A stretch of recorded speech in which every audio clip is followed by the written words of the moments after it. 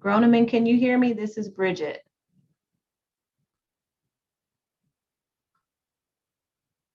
Yes, I can. Okay, great. We want to do a mic check. Thank you. Can you hear me, Mariah?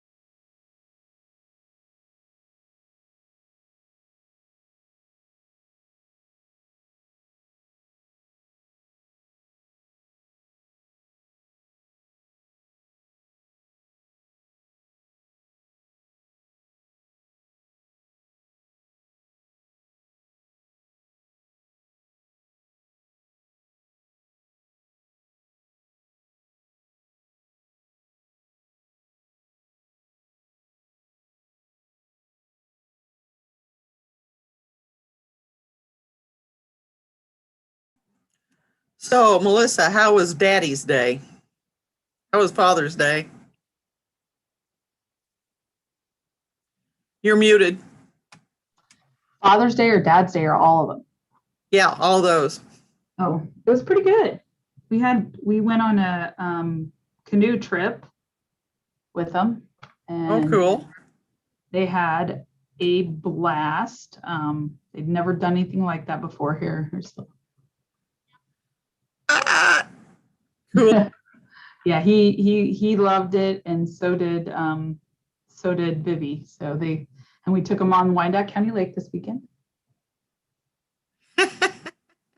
So they enjoyed that immensely as well. So, Well, good. and they're really The liking that. kiddos are, yeah. Do they know how to swim yet? They go underwater very well, but I won't let them do anything without a life jacket because Bridget has just given me some person for private swim lessons, and I want them to learn better how to do the movements. Yes. I'm The movement, floating without a floaty is very important. So they're water bugs, but I want them to be able to get from point A to point B, That would be a good idea. not just take on water. Good point. But at least they're not afraid, and that's the first step. No, they're a huge edge above myself because my parents were afraid, therefore I was afraid. So Oh, gee, thanks a lot, parents. and it's not their fault. They grew up in towns without pools. Oh, I grew up on a pond. Uh-huh. Oh, nice. It's so, learn how to swim or sink. So, It's important to learn how to swim. Well, I'll shut up now, but yep, me too. Thanks.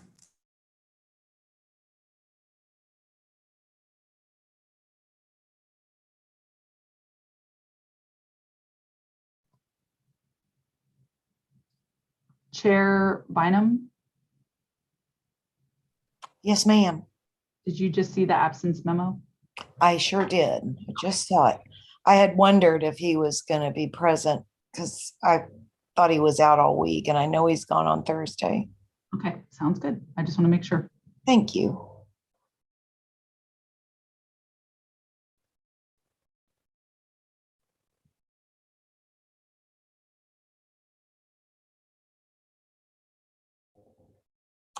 Good evening, Commissioner Ramirez. How are you? Hello, Commissioner Bynum. I'm doing just dandy. It's a Monday. And this weather, this break in the weather makes me want to sing and dance. Oh, I agree. When I walked out this morning to go into work, this is the weather that I need. Right. It kind of gives us a minute to reset, reset our brains. Exactly. Good to hear it. And Commissioner Merkley, how are you? I'm just great, thanks. And we have Mr. Groneman and Commissioner Philbrooks here. Yeah. Hope everybody's doing well. I think this is our whole team tonight because Yeah, Kane just sent an absence memo. so that'll be good. We'll be ready to go when it's time.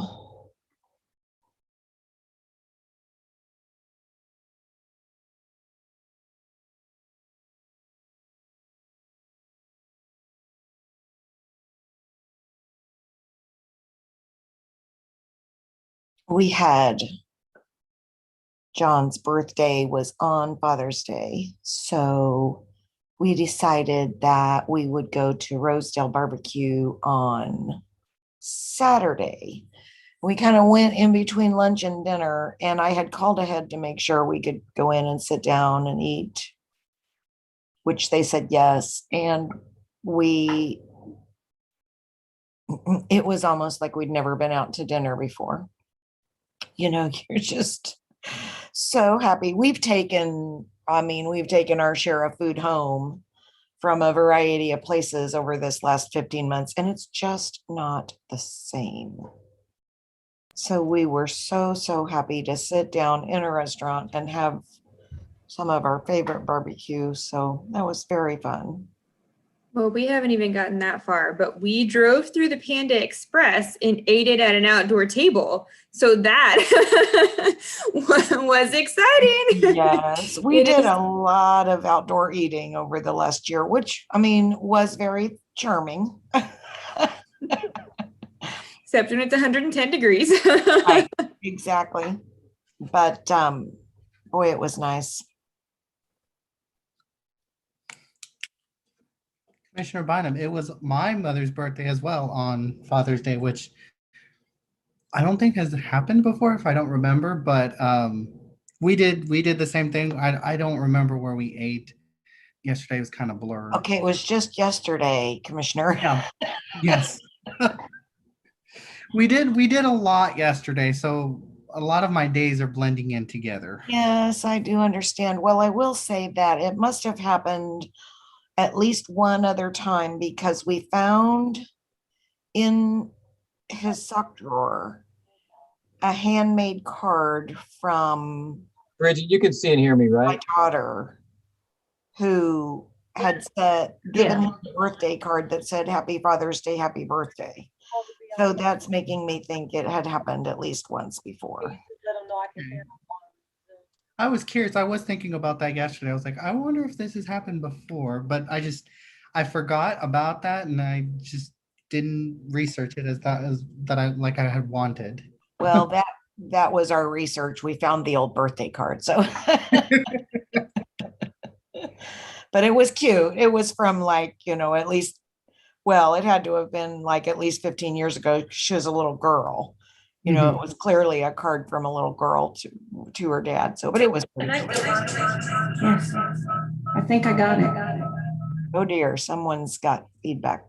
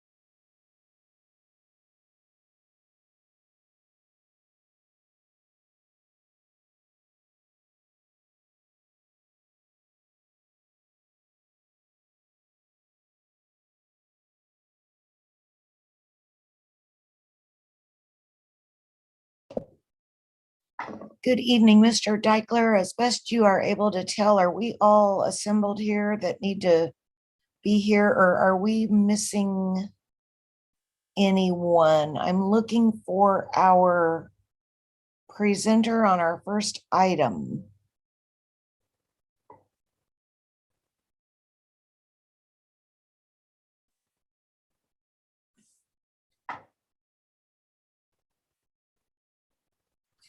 Commissioner, that individual has been promoted, which is Medina. Excellent, thank you. Wendy has been promoted. So with that, best I can tell, it looks like we're ready to go. Would you I agree? don't see Commissioner Kane. He will not be present. Okay, look like then the rest are here, Commissioner. All right, thank you so much. With Commissioner, that- if I may for a minute, I wanted Yes. to interrupt. I was not trying to answer you. Terry is sitting at my desk because her desk will not let her log in. We're having some crazy difficulties. So she's going to be Oh, under my my name. Okay, Working as the clerk's role. So I apologize for not answering you. not a problem at all. I appreciate that explanation, and And, you know, as we have been doing for quite some time, we will make do with the technology and move forward. So with that,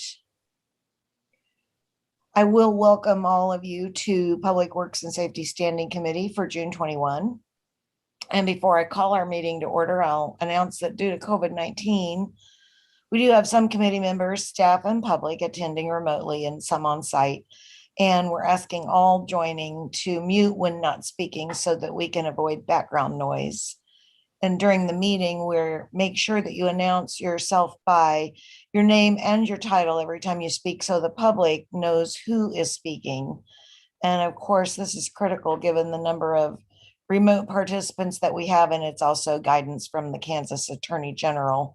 So due to COVID-19 requirements, in-person public comment has been suspended unless otherwise required by law, but the public is allowed to participate by Zoom or submit comments by email prior to our meeting, and those comments are always included in the record of our meeting.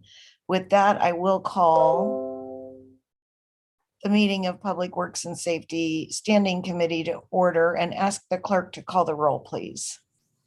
Roll call. Groneman, Here. Philbrick, Here. Kane, we received it. Commissioner Kane is going to be absent. Ramirez, Here. Markley, Here. Bynum. Here. And we have no revisions on our agenda tonight, and our first order of business is minutes from February and March. If I could have a motion. Move to approve. Ramirez, second. We have a motion and a second. Roll call, please.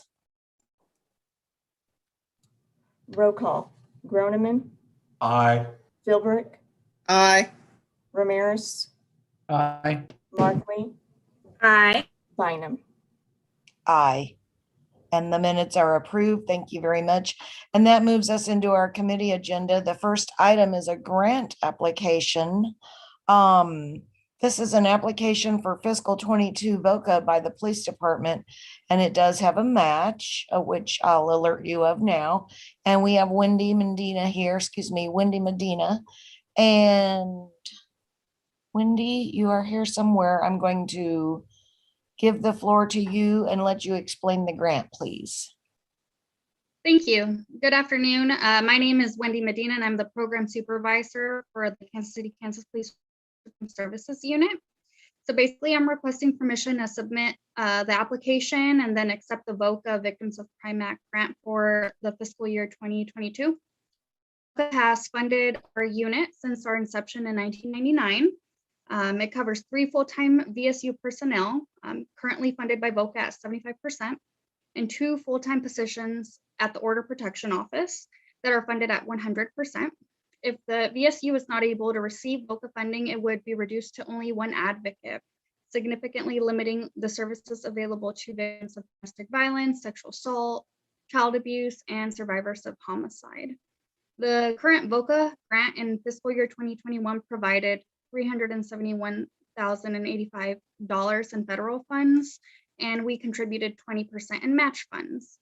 For the 2022 fiscal year, the proposed budget draft requests $369,335 in federal funds, with the required $92,333 in match, comprised of cash and in kind, as we have historically done, to be contributed by our police department. The slight difference is only attributed to new laptop expenses that we don't require for fiscal year 2022. In 2022, we expect to be fully staffed with the program supervisor, 2 response advocates, 2 order protection advocates, and 1 administrative aide. Basically, we're not asking for anything new within this program. There are no additional funds from the police department being requested than what has been already committed in the past. Thank you very much. Are there questions for Ms. Medina from the committee? This is Commissioner Philbrook. Quick question. Do you have any idea how many additional people will be able to help with this money?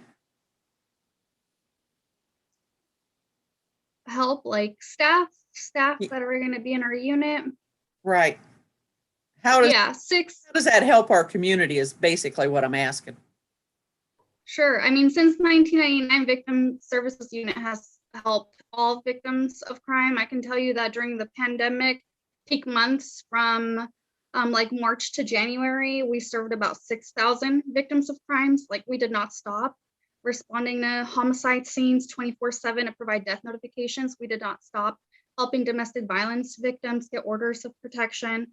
We're basically a 24/7 service that's there to aid victims of crime from the initial moment from when the report is being made throughout the process during an investigation, all the way to when it goes to the DA's office or the municipal prosecutor's office.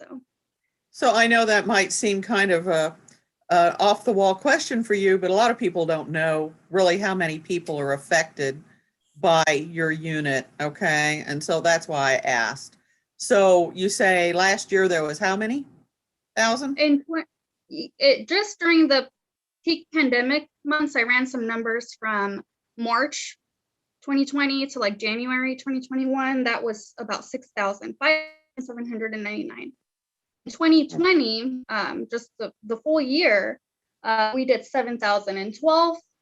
And then in the last 2 quarters, I have 1,113 victims. Okay. All right. Not that we want more victims, but yes, definitely for that Yeah. supportive attention. So thank you. So I'm guessing this money will allow you to take care of these victims even better than we already have been. I hope so. Okay, thanks. Wendy. I appreciate it. Thank you. Thank you, Commissioner. That's a good question. It's important people understand the quantity of people we're providing service to through this grant. Other questions or comments from anyone? If not, or have we received anything from the public on this item? We have not received anything from the Thank you. public. Okay, thanks so much. And if no other questions or comments, I would take a motion, please. Philbrook, move to approve.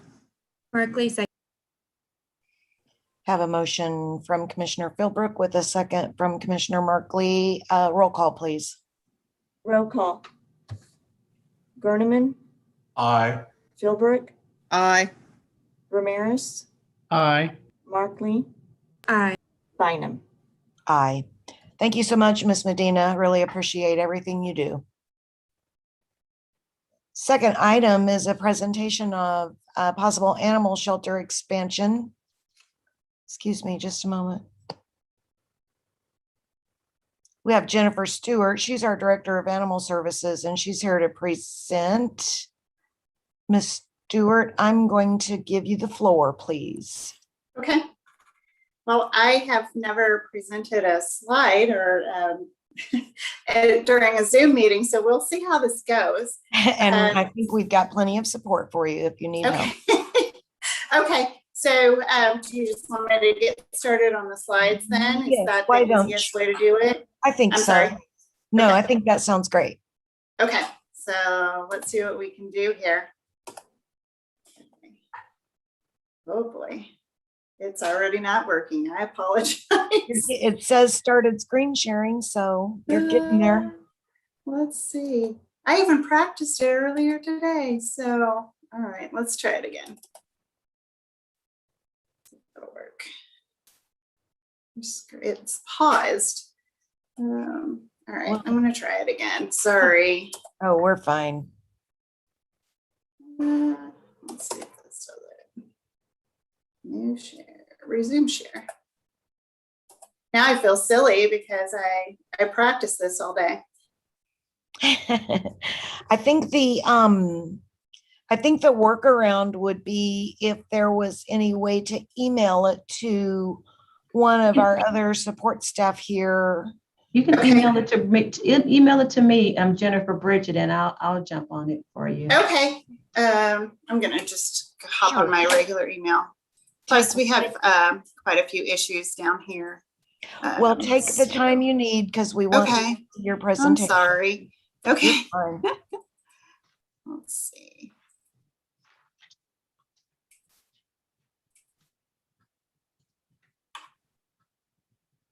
I'll keep trying while I send it to Bridget. We just got Wi-Fi here last week, so we're getting there. It's been a mess here. All right, hang on one second.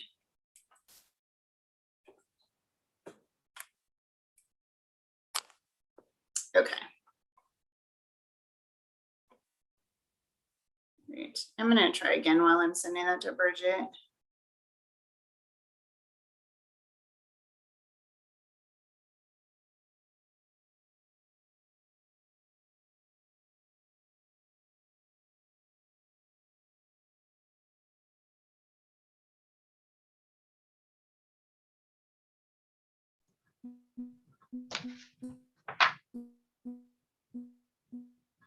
Commissioner, we could also go to item number 3 if you want, and I can work offline with Jennifer to get that information so we can pop back and be ready for you. I think that would be just fine. Why don't we do that? We'll just juggle our items here. Jennifer, give me a call and we'll work offline. Just before we do that, I want to make sure that Jennifer can hear you, and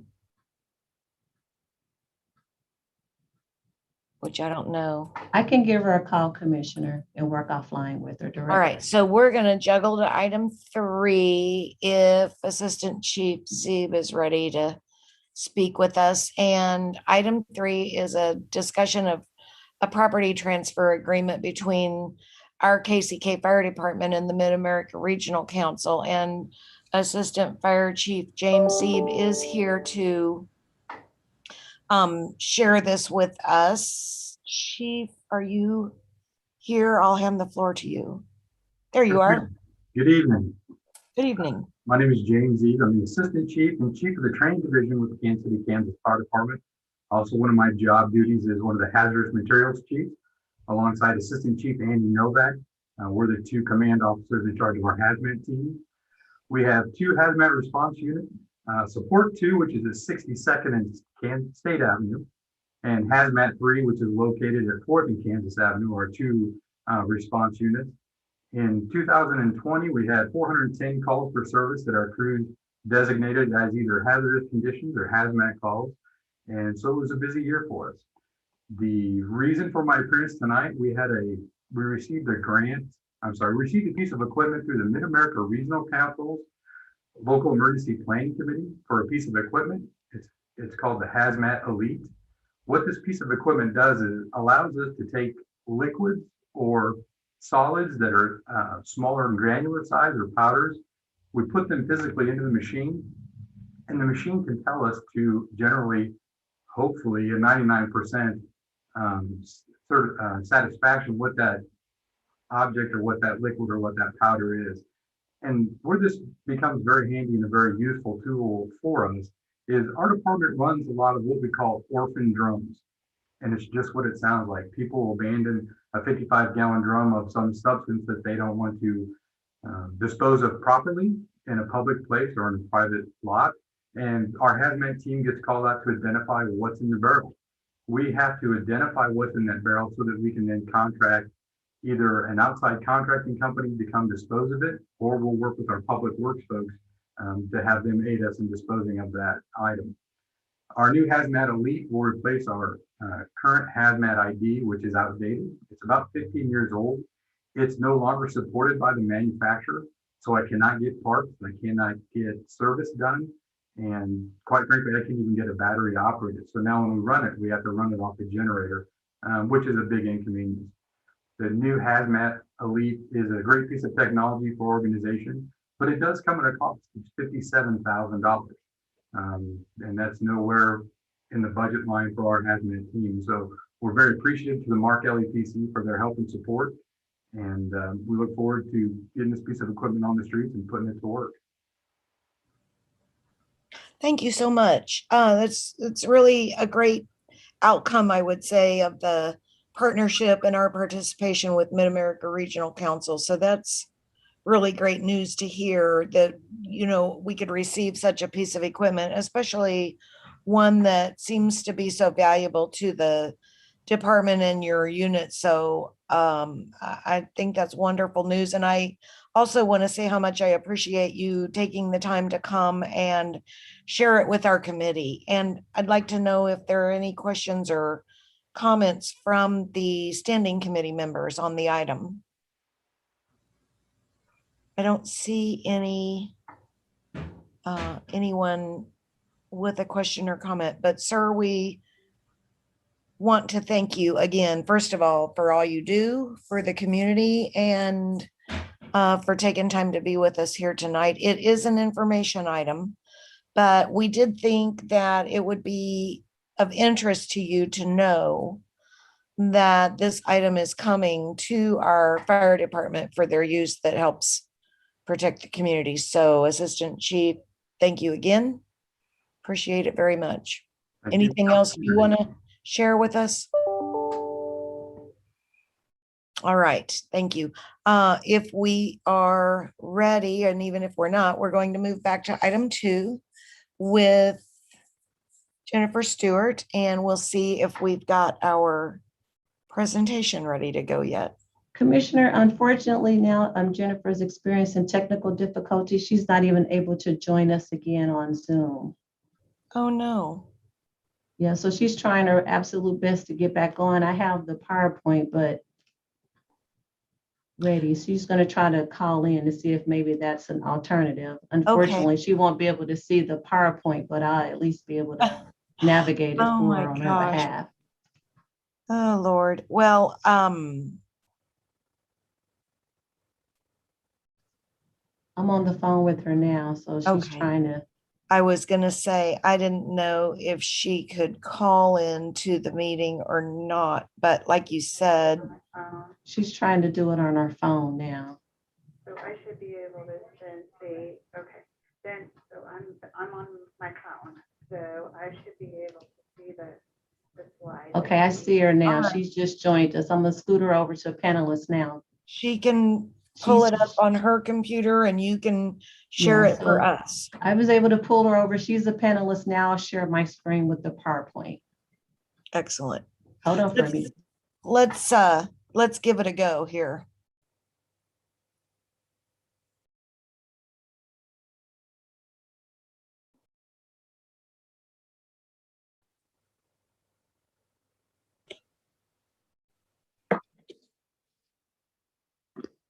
Hi, everyone. Sorry about that.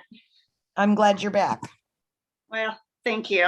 My apologies for that, but that's very frustrating. So we'll work on our Wi-Fi down here at the shelter. So I can start and go through each of the slides. That'd be great. Okay.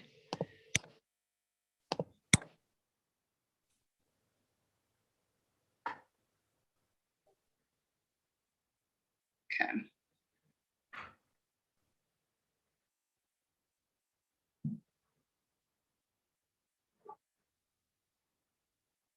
All right. There we go. Well, there's your slide. So we can, let's just, so you know who's talking here. Okay.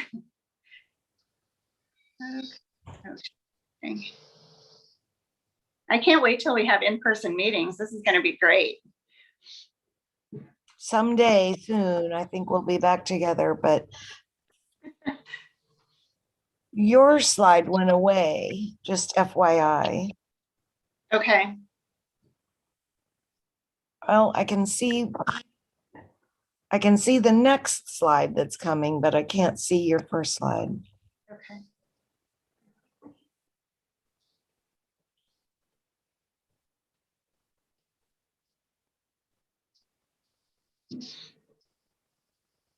Okay, your presentation is back, so Okay. So Bridget, do you just want me to tell you when I'm ready for the next one?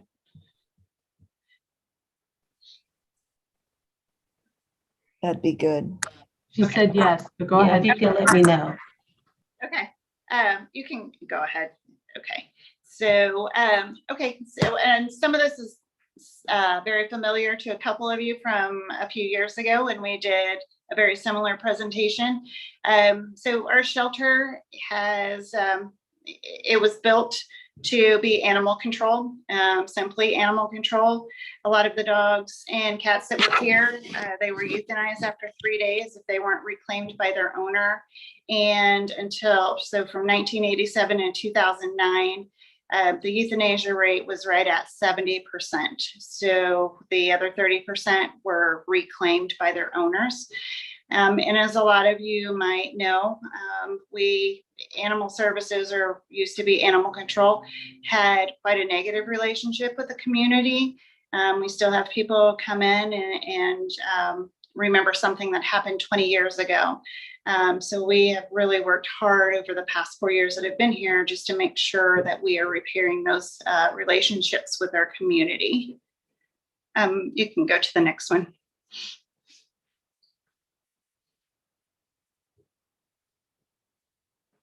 Okay. So as I mentioned, we are a no-kill shelter. In 2009, the Animal Services Unit partnered with the Humane Society of Greater Kansas City and PetSmart and started doing adoptions through the Humane Society and through PetSmart.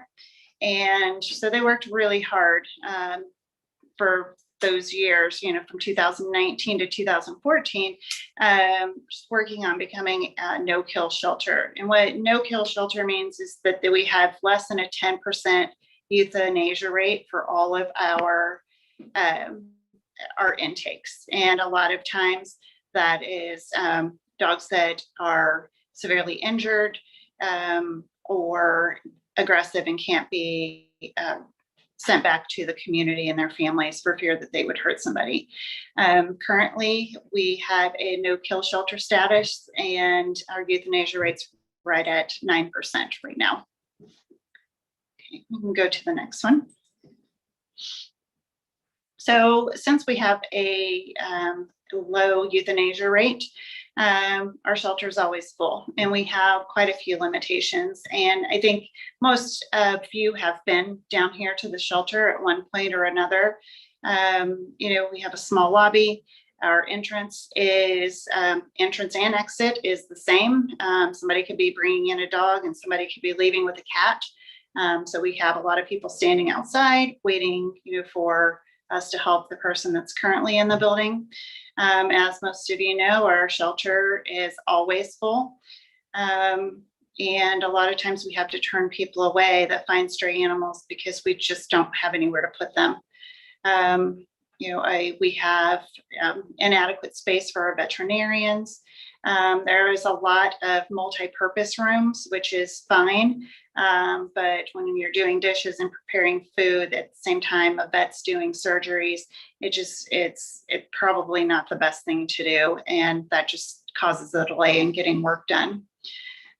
We don't have indoor area for adoptions or animals to socialize or get any exercise if it's cold or incredibly hot outside. So we do have quite a few limitations. So because of those limitations, back in 2018, we did an RFP for a shelter expansion. And if you want to go to the next slide, I'll talk about that.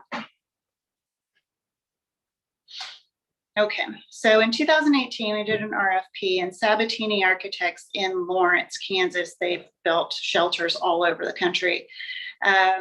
They estimated a brand new building in a new location to cost about $8.4 million in total. So the construction costs, including cages and office furniture and stuff like that. So I don't have any idea how much that would cost now. I'm guessing probably close to $12 million, considering the cost of construction just being so expensive right now. So Kathleen asked me to come up with an alternative proposal, and that is listed on the right side of the screen, and that is to add an adoption center and a vet suite to the east of our current building. I think that would be a better use of funds than getting a new building and probably having the same, if not less space than we currently have. What I would like to do is have our current building, it's still functional. With a couple more updates, I think that it would be just fine and easily last us another 15 to 20 years. So our current building would be our intake center where the animals would serve their stray hold. And then the building to the east that I'm proposing would be our adoption center. And people could come in, the cages and kennels would be set up so people could walk through and see the animals that we have available for adoption. They wouldn't have to make an appointment. We would have operational hours that would be conducive to more adoptions, maybe in the evening or Saturdays and Sundays.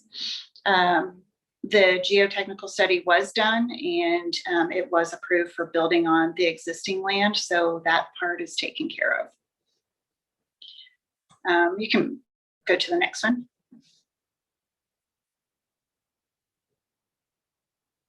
Okay, so in 2020, actually 2019, I was told that we had about $25,000 available in CMIP funds that needed to be spent. Prior to my arrival, that money, I think it was earmarked for kennels, which is great, but we didn't have anywhere to put them. So we knew we couldn't buy a building with that, but we could make some renovations. Again, I'm sure a lot of you have been down here. The floor tiles were chipping, the paint on the walls was scraped. It was dirty, it was old and super smelly. So we spent that money, made our entrance and our transaction counter ADA compliant. We got new furniture.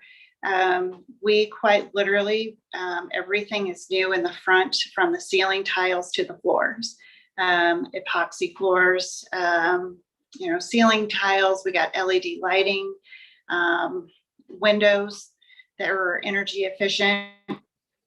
We also got new kennel doors for our dogs. They were a chain link fence prior, and it looked horrible and it was hard to clean. We got new cages. And we added some fencing. So where I'm proposing the addition for the adoption center be placed, that's where we have that fenced off, and we use it every single day for dogs to get the exercise that's required by the state. And we repaved our parking lot. So we did quite a bit with that money. It's like a brand new building once you walk in, and we're really pretty proud of it.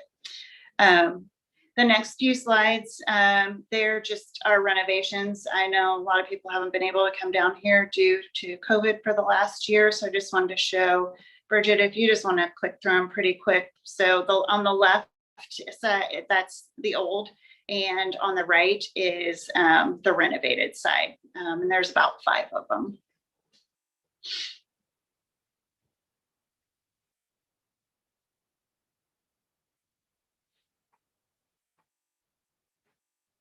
So this one, I wanted to step on this one really quick. So our play yard on the left, that is what consisted of animal enrichment time, going from one cage inside to another cage outside. So January or February of last year, we were donated a shed, and volunteers built it for us, and a playground. So all of that was donated by the community and rescue groups that we work with. So we're really pretty proud of that. People come in just to say, hey, I saw you guys playing with dogs outside, and we've never seen that before. So we are very proud of that. Okay. So this is the adoptions by type. And so we have adoptions either at PetSmart or in the shelter. So I started in May of 2017, and there was one adoption that was done in the shelter prior to my arrival. So it was May. So in June, I said, hey, we're going to start doing adoptions here. I got a lot of pushback from the staff at the time, but I saw a need, and so we went for it. And as you guys can tell, it's been pretty successful. Our in-shelter adoptions have increased by 325% since when I started in May of 2017. And even with a pandemic, last year, our in-shelter adoptions were one away from the previous year. Today, we have had, let's see, since last Friday, so the orange 175 is now 191. So we have done 22 adoptions since last Friday when I presented this slide. 16 of those were done here at the shelter. So there is a huge need. There is a good response from the community. And I think somebody walking in, being able to see animals that are available for adoption is just going to continue to increase our numbers. You can go to the next one. So I mentioned Sabatini Architects before. Their recommendations were, to increase the capacity for adoptable dogs and cats, increase office space, and add a space for adoption and community programs. So on the left was an old kennel, cat room. And our existing space is 81 dog kennels, 42 cat cages. The addition that I would like to add would be an extra 20, maybe 25 dog kennels. I want to be able to give them enough room that they can move around comfortably and still have some outside space. And an open space, it's called a cattery, which is basically a room well lit that has just open space for cats to move about. The more they're socialized, the easier they are to adopt. So we're looking at an extra maybe 35 spaces for animals that are adopted once their stray hold is up. So this, I'll try to go through this as quickly as I can. So just to summarize, so we used to be, animal control. Animals were euthanized after 3 days. This building was not built for animal enrichment. There were no adoptions, and there was minimal community engagement. So now we have added Sunday adoptions. We added an adoption coordinator position earlier this year. As I mentioned, our in-shelter adoptions have increased by 325%, and I anticipate they will increase every year. We have increased our office space and our kennels, much more inviting. Our number of volunteers continue to increase every single year, and we're working on community engagement. And the 1st of May, just last month, we held our very first vaccination and microchip clinic.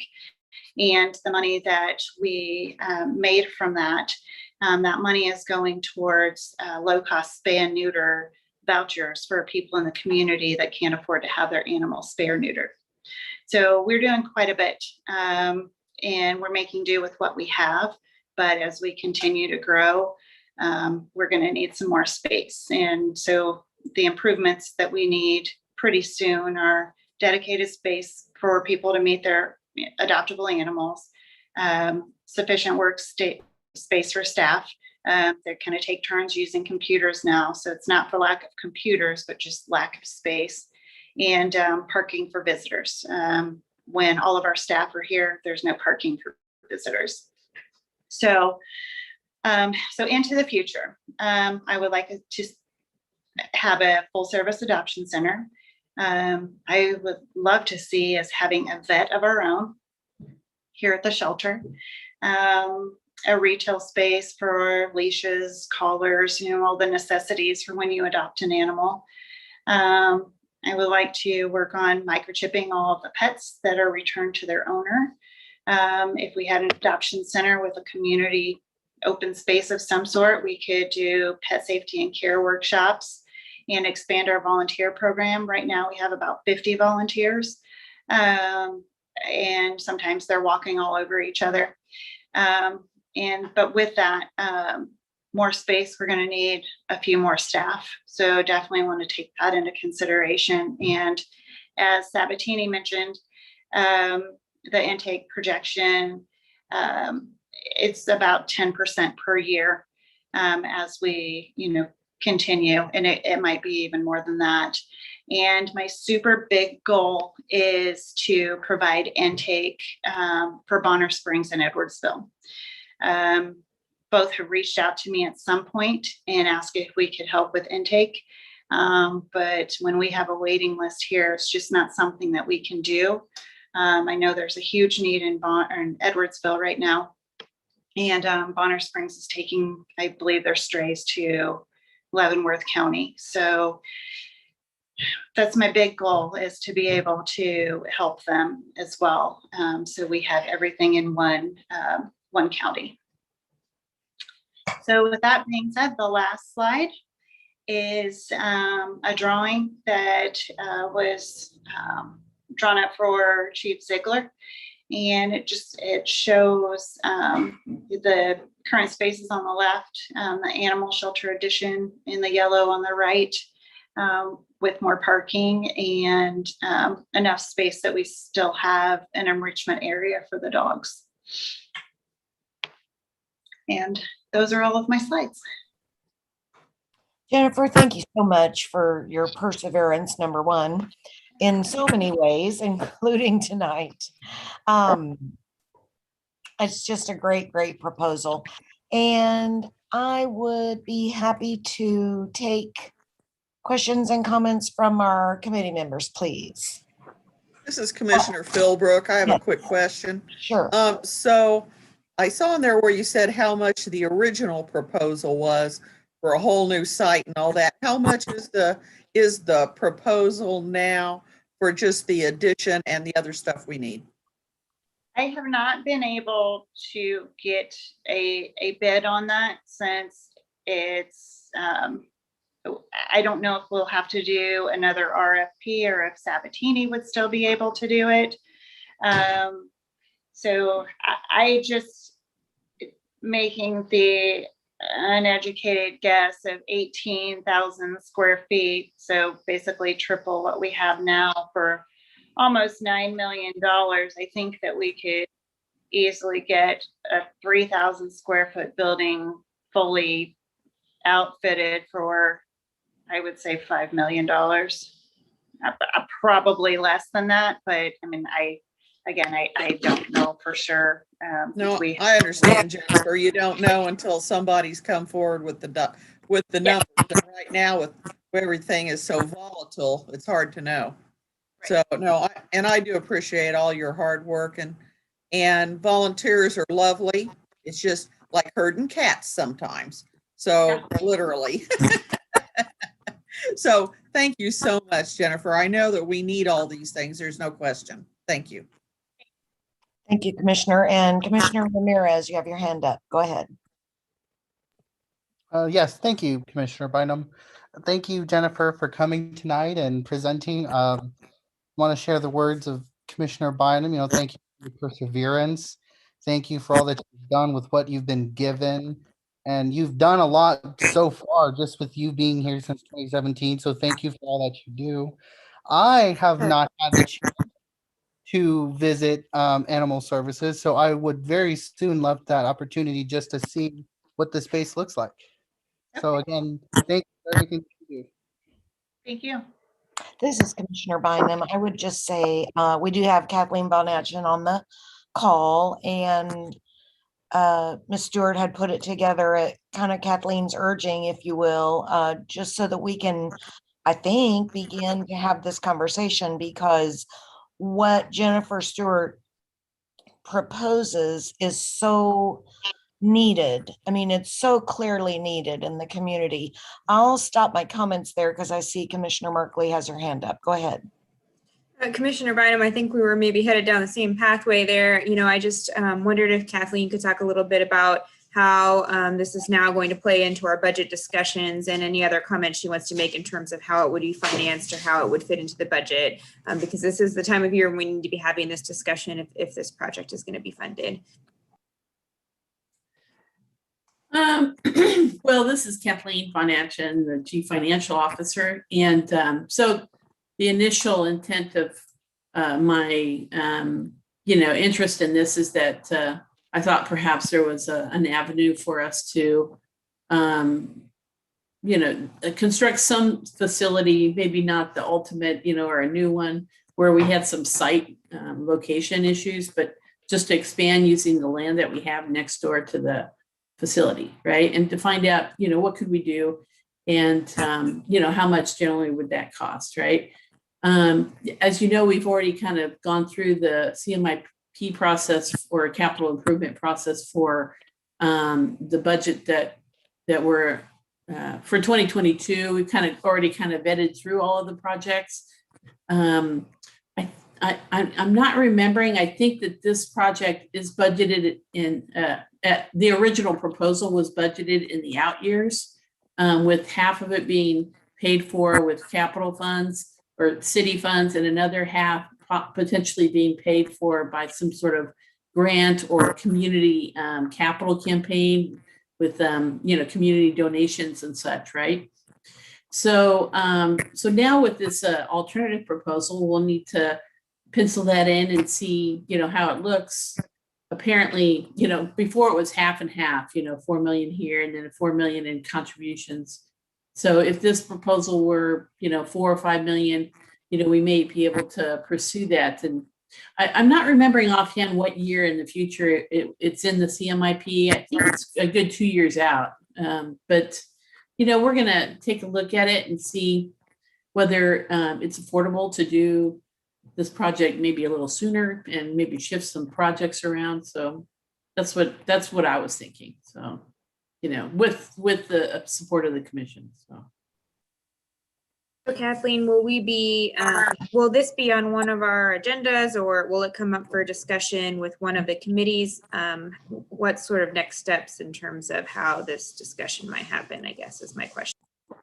Well, so during the upcoming budget process, we have 3 workshops. The first one is July 1st. And during July 1st, it's already packed. We're already talking about revenues and other things.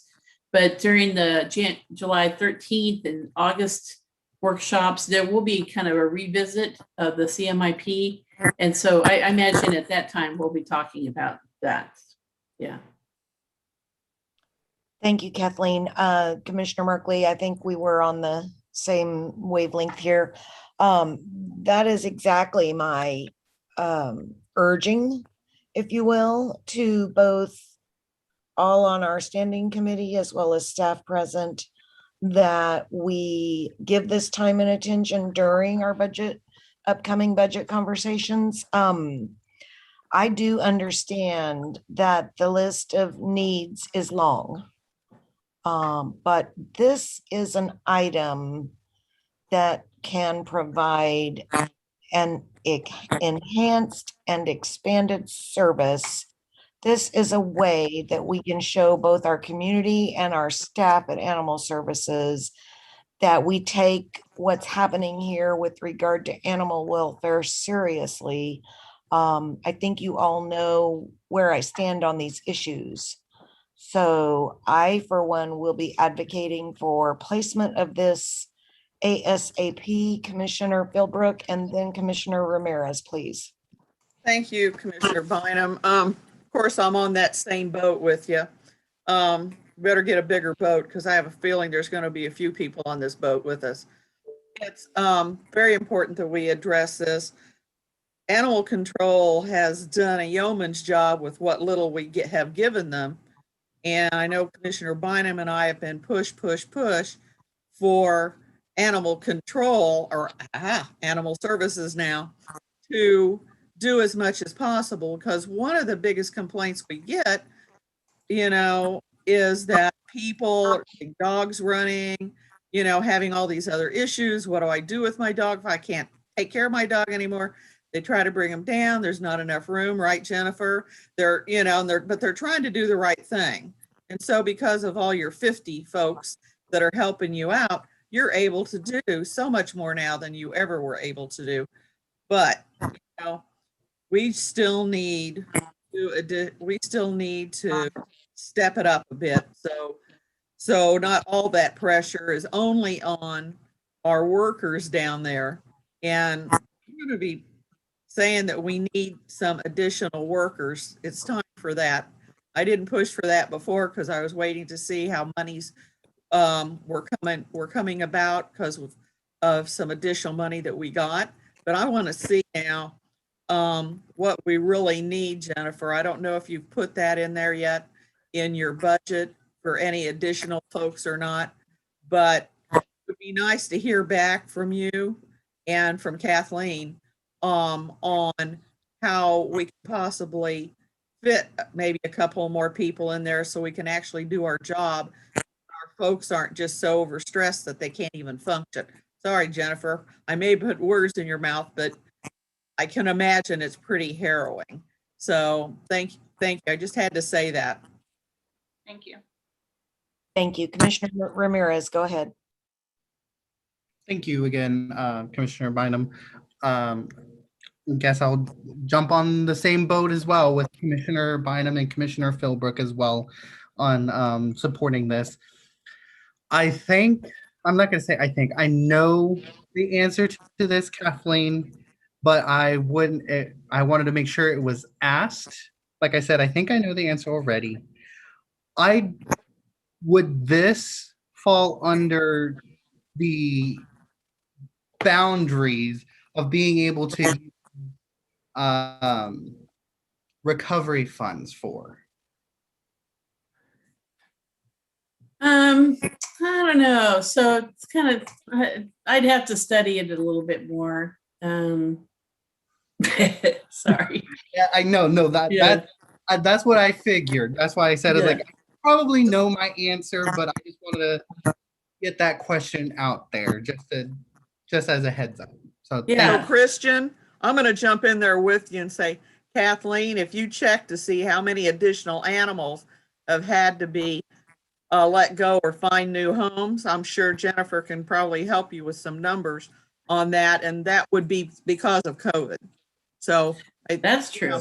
I'm just going to tell you, there's a lot of people that had to take their animals and leave them because they had to go to a different location, that didn't let animals in, or they don't even have homes anymore and they can't drag around their animals with them.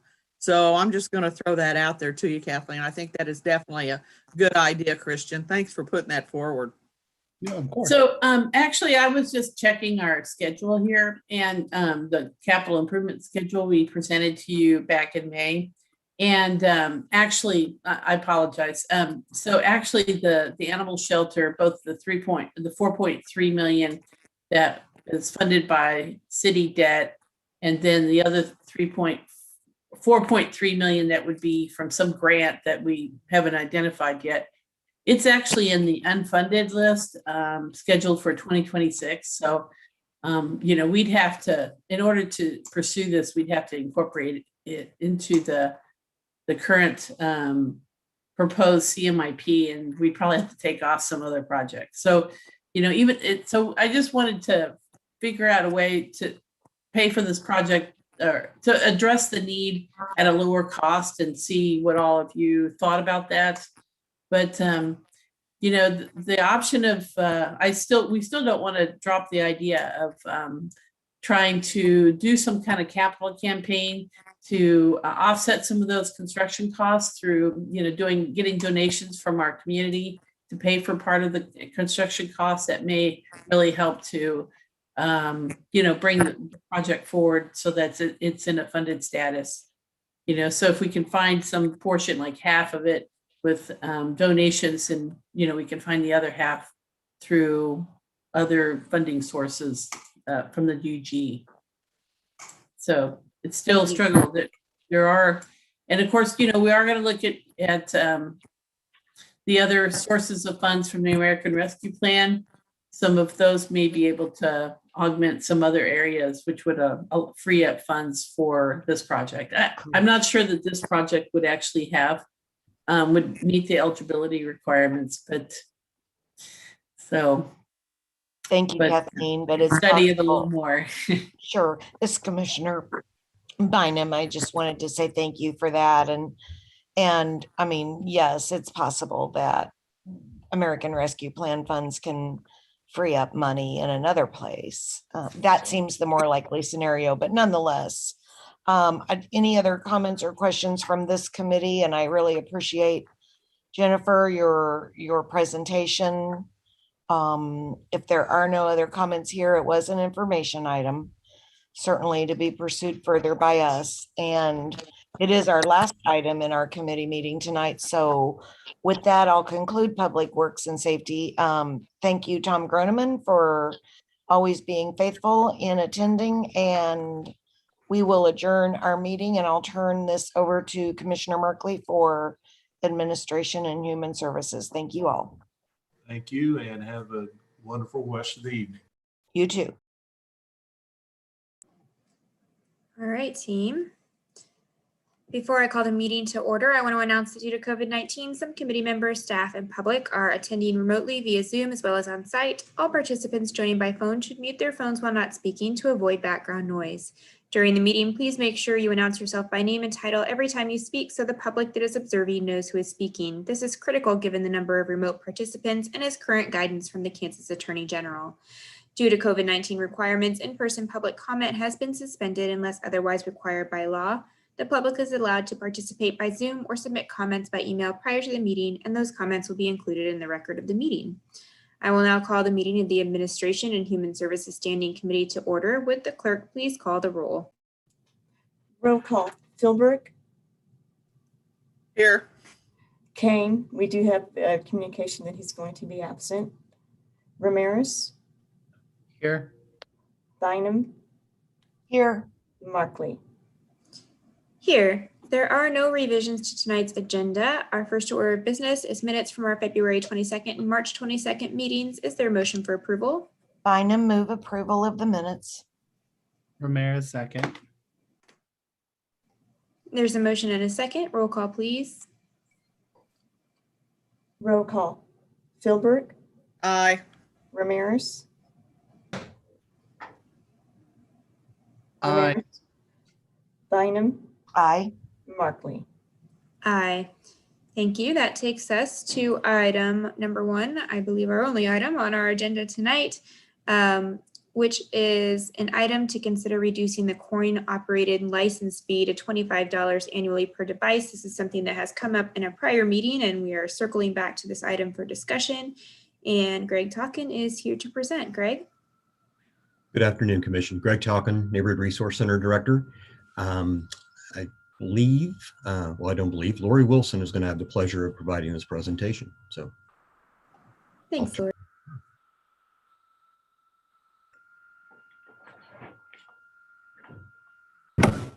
There we go.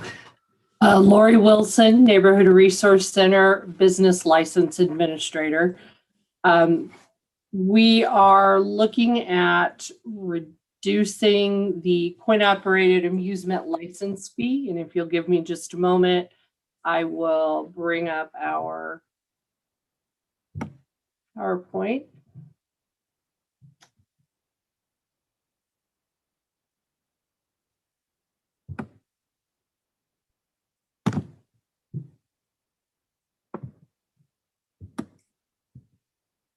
Well, hopefully this will work.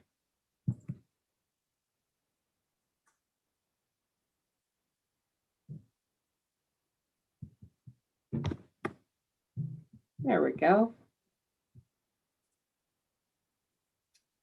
Are you able to see that? Yes, ma'am. Thank you. So we're proposing to reduce the license fee for coin-operated amusements, which would be video games, pool tables, pinball machines, amusements that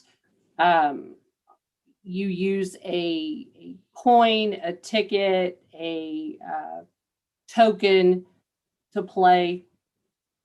We're proposing to reduce that from $75 to $25 per device. With COVID-19, coin-operated amusement fees have been a real concern for businesses, especially some of the larger businesses that have multiple coin-operated amusement licenses. And in researching for some of the businesses, we found that the unified government actually has some of the highest fees for that particular license. And we did a survey of cities around the metro, and we do appear to have the highest. We issue typically 630 coin-operated amusement licenses a year, and it does change from year to year depending on what businesses add additional machines or businesses that take away machines or close. The businesses that have the largest number of machines per location would be Dave & Buster's. They have somewhere around 230. The Great Wolf Lodge has a large game room that has roughly 100, 125. And then the bowling alley at 82nd and State Avenue also has a large game room.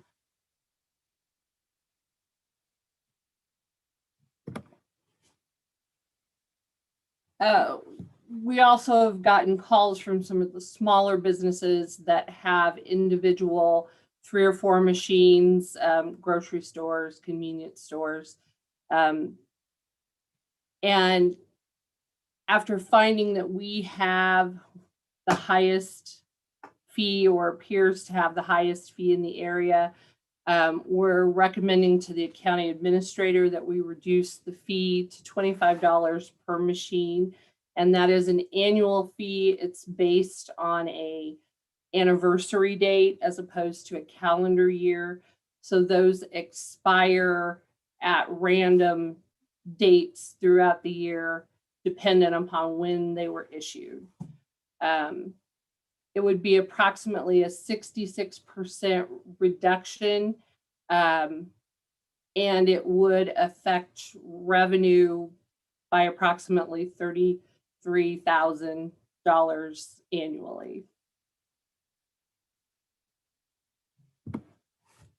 And just a brief graph to show the fees that are charged across the metro.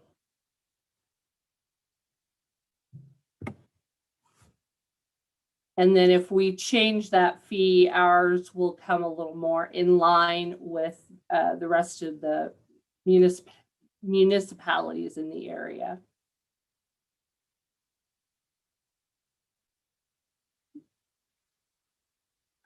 The fee itself is the license fee is actually charged mostly to cover the cost of processing that license fee, as well as the time and manpower that it takes for the police department to issue those licenses. So that license fee actually is essentially to pay for itself, as opposed to the occupation tax fees that we charge for other types of businesses. And so, you know, it is a reduction in what we're bringing in, but the fees that people pay really are to pay for the license itself. And if you have any questions, I'm happy to answer those. Questions from the commission? I will note those last two graphs, the scale is different. So you may look at it and say, oh, is there that much of a difference? But the scale has been changed. So it is bringing us closer to in line with other jurisdictions. And it is a lost revenue, which from our perspective sometimes is a bad thing. But I think it's also a fairness issue for our business residents. Any questions? This is Commissioner Philbrook. I had my hand raised, Angela, but Sorry, I got too many documents open here. I know that's right. So that's why I jumped in.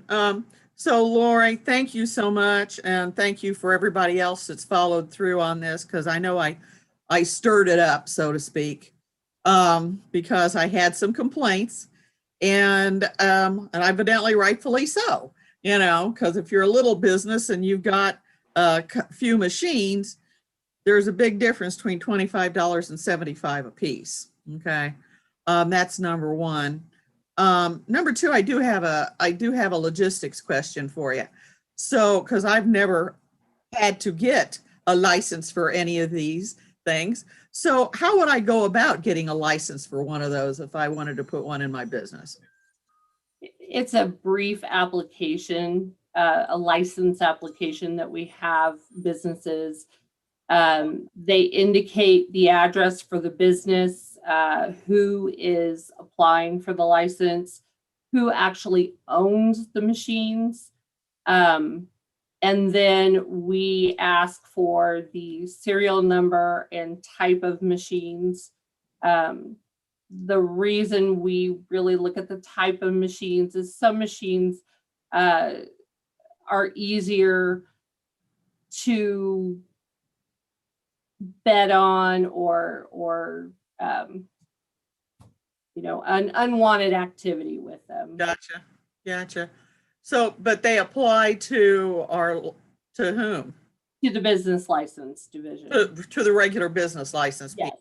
Okay, because I did ask, because I heard you say that the police were the ones that were literally policing it. Yes, we send those to PD actually for approval once we receive the applications. And then if PD approves those, then we do issue them out of our office. Okay, great. So if the commission, well, so it's not the commission that decides this, it's just our administrator, right? Just. That's correct. Okay, so he makes that decision. So it'll go into effect whenever he says so, I guess. Yes, that's correct. Okay, all right. I just thought I would clear all that up because I'm like going, we don't have to vote, do we? Other than just say, hey, we support this or we don't. But anyway, thanks, Lori. Thanks so much for coming forward with this. I appreciate it. Thank you. Kathleen, did you have comments? Yeah, thank you, Commissioner Markley. So I just wanted to point out that the administration, of course, is very supportive of ensuring that all our fees are in line with our neighboring communities. So, of course, you know, this is a good step in that direction. But conversely, though, and I don't mean to be the bad guy here, but as a CFO, I just want to point out that there are a myriad of other fees which are being charged, that are charged at a fraction of the cost that other neighboring communities charge. So, you know, conversely, you know, we got to look at both sides of the coin. And so when we come back and look at all of our fees and discuss potential adjustments to them, just keep that in mind, okay? So, because we want to recover our costs, so. Duly That's all I noted. gotta say. That's all I gotta say. Thanks, Kathleen. Commissioner Rodriguez. Thank you, Commissioner Markley. Just very quick comment.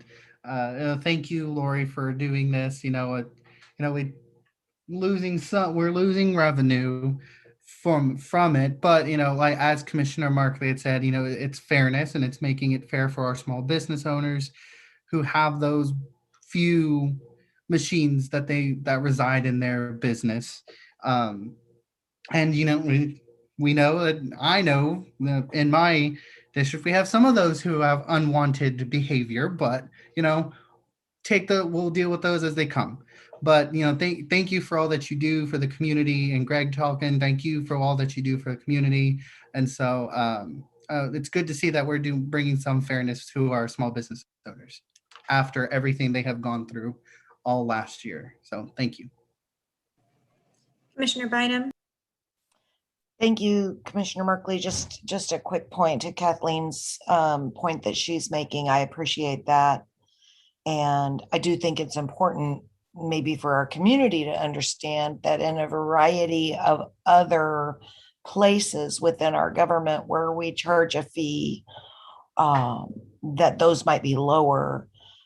This specific item, I think, speaks to a small amount of businesses, and they are primarily small local businesses. And so to that point, I think it's fair to have a good look at this reduction. I support the reduction. Again, same point others have made with respect to COVID and things that our small business owners have been through. But to me, this is a fairness issue, and it's primarily impacting local small business. So just want to reiterate support for the adjustment downward on this particular fee that we charge. Thank you. All right, any other comments from the commission? Staff, I'm a little confused. The agenda doesn't say that this is an action item. As we just discussed, I'm not sure it needs to be an action item, but my guide says that it needs a vote. So do I need a vote or not? No, Melissa Steven is saying no vote required. This is for information only. In that case, if there are no further comments, did we receive any comments from the public on this item? We did not receive any comments. All right, thank you. Then it sounds like we have support of this standing committee to move forward with that item. Motion is not required, and that is our only item on tonight's agenda. So thank you all for your attendance, for your presentation, staff, and for your presence tonight. And that will conclude our meeting. We are adjourned. Thank you.